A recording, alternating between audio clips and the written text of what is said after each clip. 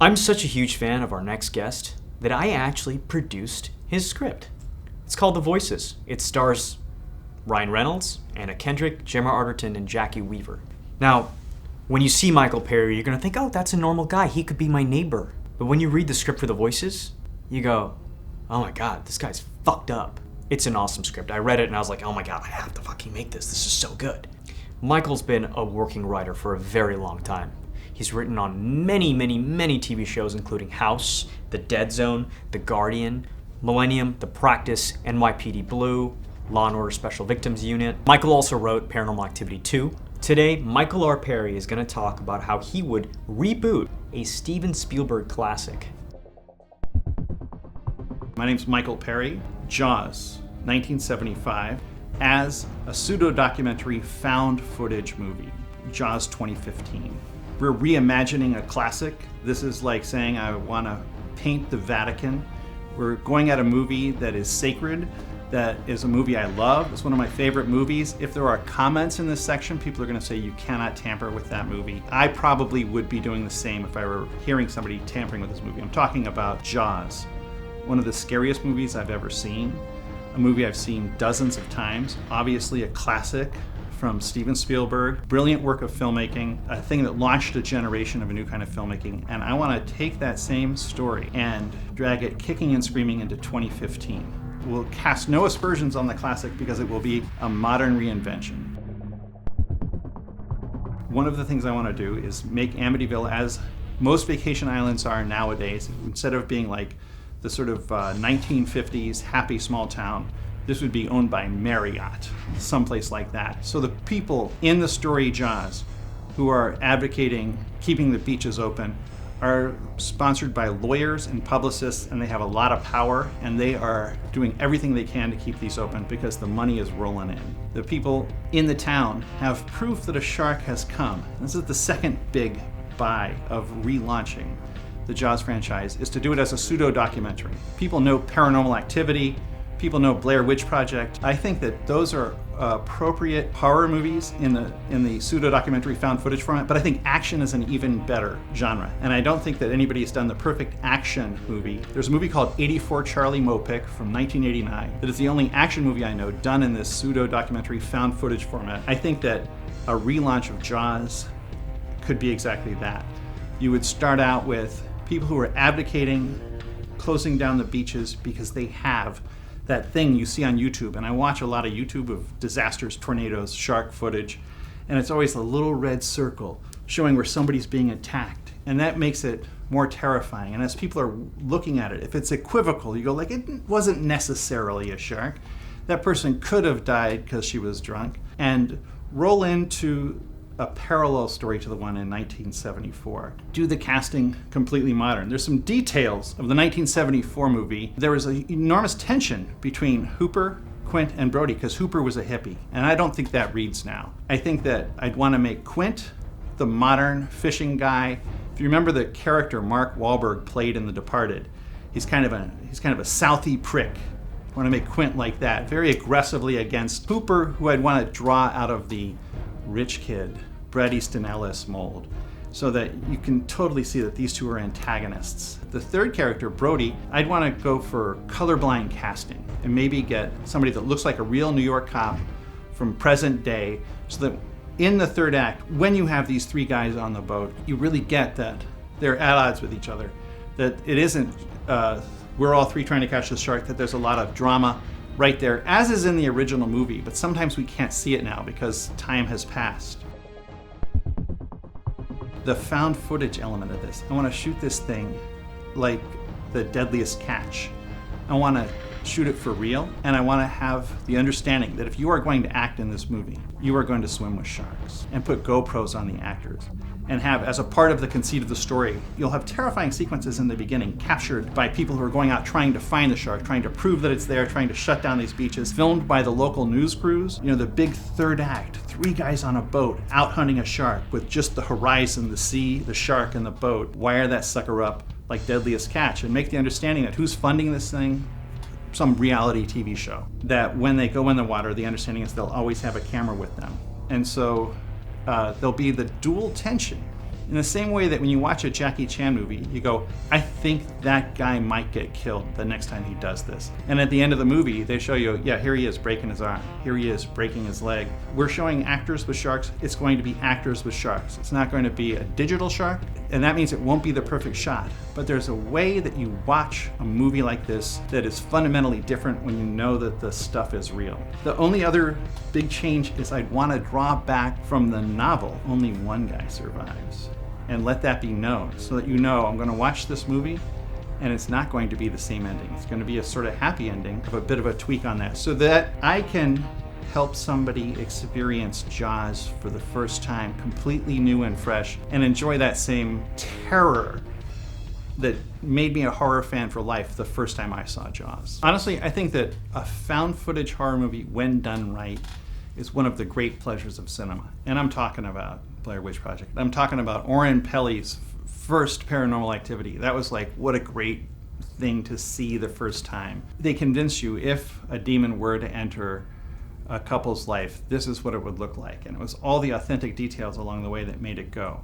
Unfortunately, because it's inexpensive to make, a lot of people have forgotten the artistry of found footage, and they've made a lot of knockoffs that have diluted the genre and made it so that if you go down and you see somebody recommending on Netflix or you go to pay-per-view and it says a found footage horror movie, I'm probably going to give it a pass because the deck is so stacked against it being good. The wonderful thing about found footage is that it lets you experience a story the way you experience a story in real life. A version of Jaws that is done that way could be very powerful.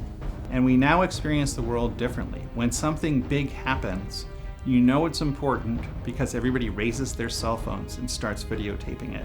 When there's cool stuff going on, people race out there with their GoPros, with their cell phone cameras.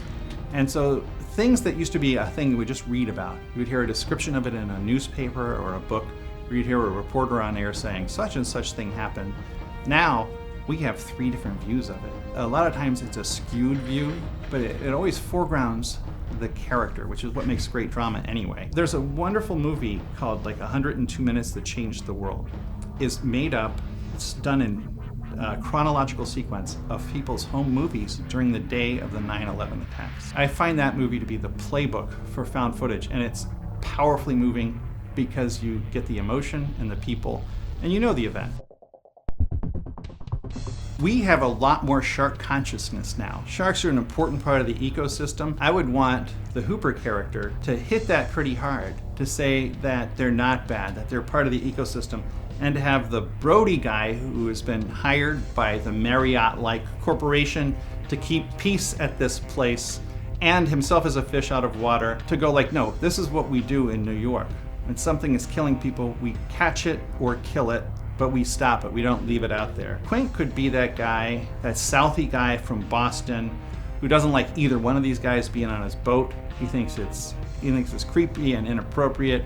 He's of single-minded focus, and play some of the very real tensions that are around nowadays between what happened to our tiny little town, how did it get turned into this giant resort, what happened to my living as a fisherman. Like, I would make Quint a lot more desperate.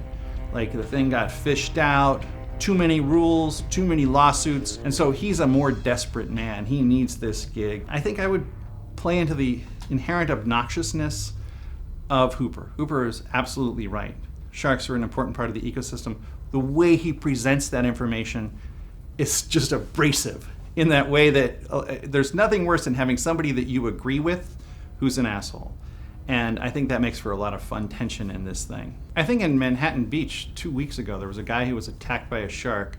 The reason the shark attacked him was because somebody else had it hooked on a line. And I think that we could totally play that the people of the town, in trying to make an overly safe area, have somehow aggravated the sharks, have, by putting things in the water that are meant to keep their beaches safe, had it backfire. And I think you hit that very lightly. I do believe that you have to address the environmental issues, and I think that you have to articulate a more sophisticated understanding of sharks that we have nowadays. I think that they had then, but it wasn't relevant to the story because the public didn't know as much about sharks then as they do now. But there are still shark attacks. There are still people who get eaten by great whites.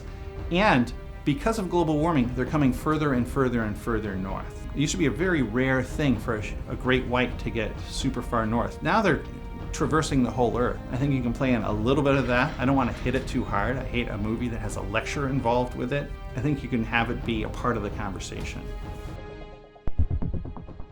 In the original, audiences of that day watched that and saw this wonderful hippie character. Hippie hadn't really been the main character of a mainstream action movie ever before. And so Hooper was a fresh and brilliant character because that was a controversial figure in the culture at that point. There were people who were the Archie Bunkers of the world who thought, go away, hippie. And it's very lightly touched on. He came from wealth, and yet he's this sort of like lover of sharks.